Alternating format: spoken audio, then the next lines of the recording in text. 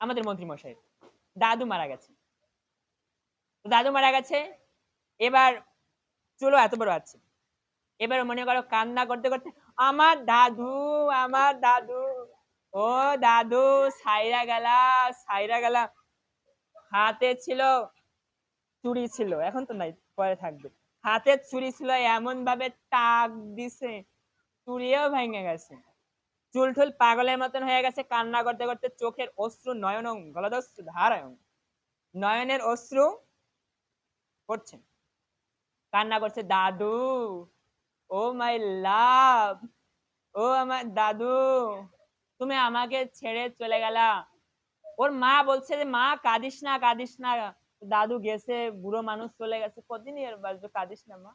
ওর দিদি কয়, এই এই কান্দোস কেন, চুপ থাক। ওর বাবা বললো, মা আর কাঁদিস না, মা আর কাঁদিস না। এবার ও কান্না করতে করতে ওর চোখের জলে নয়ন ধারায়, নয়নটা চোখের জলে বাইশ হয়ে গেছে। এবার ও কান্না করতে করতে ওর জীবন এমন হয়ে গেছে, খায়ও না।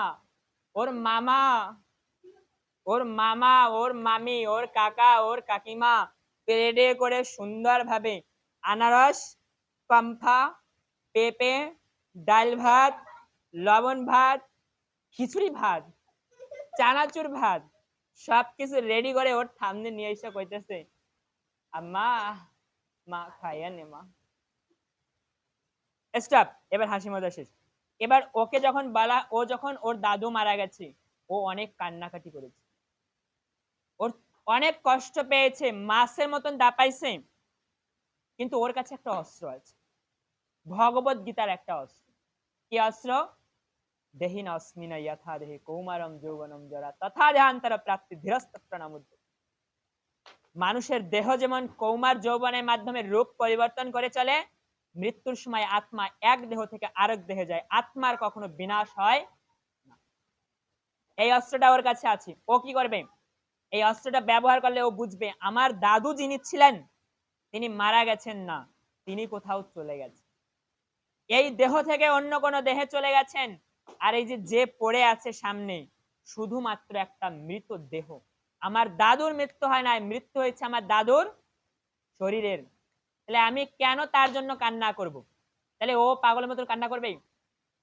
ও কি করবে?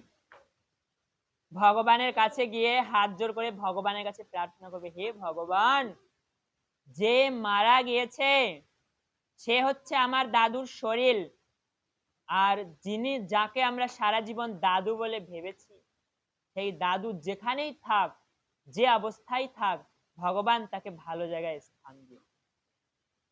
অথই মনে করো ব্যাংক বানিয়েছে একটা, সেই ব্যাংকের মধ্যে মেলাগুলো টাকা গুছাইছে, এইবার তাক দিয়ে ভাঙলো, যে কয় টাকা বেরোলো, বের করে ভাবলো, ওর বাবার কাছে দিল বা ওর কাকার কাছে দিল, বলল এই টাকাগুলো নাও, এই টাকা দিয়ে আমার দাদুর জন্য বৈষ্ণব সেবা করিয়ে দাও, ভক্ত সেবা করিয়ে দাও, যাতে আমার দাদু যেখানেই যায়, যে অবস্থায় যায়, যেন ভালো থাকে, ভগবানের ভক্ত হতে পারে।